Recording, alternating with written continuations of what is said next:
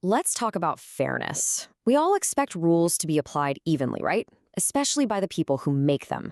But what happens when a political party's own leadership seems to be playing by a different set of rules? Today, we're going to dig into a case where the principle of accountability, well, it looks like it's being applied pretty selectively. Okay, let's dive in.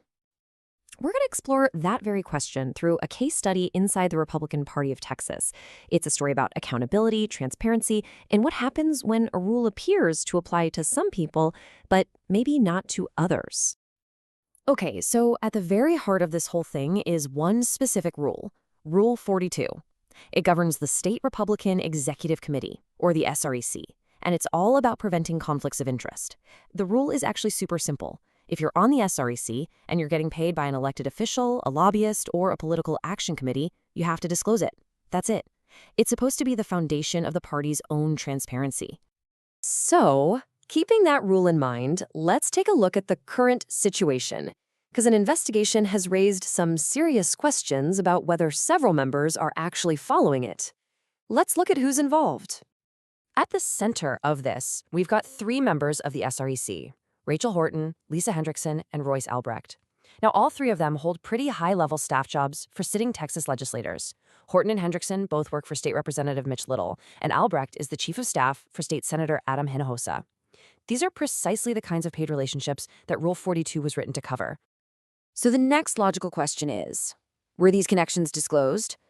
You'd think so, right? Well, we looked into the official records to find out. And here's what the record shows.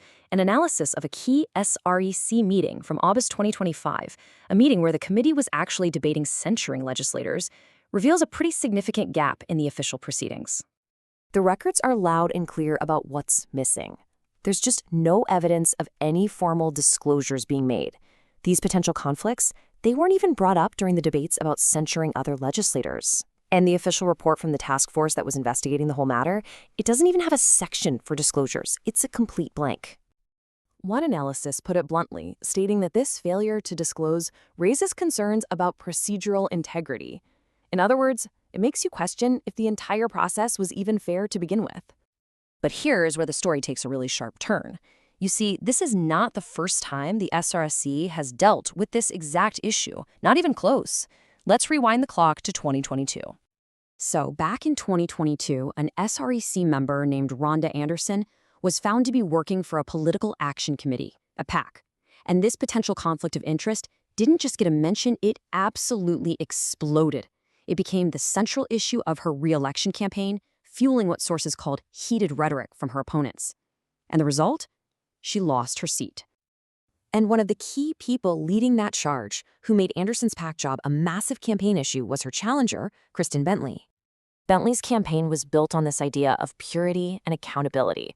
She argued passionately that the party must remain grassroots and straight up asked why a PAC employee should even be on the SRC. I mean, that's a very powerful and clear stance to take. So that was the standard in 2022. Now, let's fast forward back to today, because that really passionate stance on conflicts of interest makes what's happening now all the more striking. And this is where the story just comes full circle. In 2022, Kristen Bentley built her entire campaign on calling out an opponent's PAC employment. But today, while she's serving on a task force with members who are paid directly by a legislator, the record shows nothing. No evidence she's raised any similar concerns. The same passion for accountability just seems to be gone. And let's be absolutely crystal clear here. This isn't a case of comparing apples and oranges. The party's own rule, that Rule 42, is explicit. It treats being employed by a PAC and being employed by an elected official as the exact same thing for disclosure. There is no gray area here at all.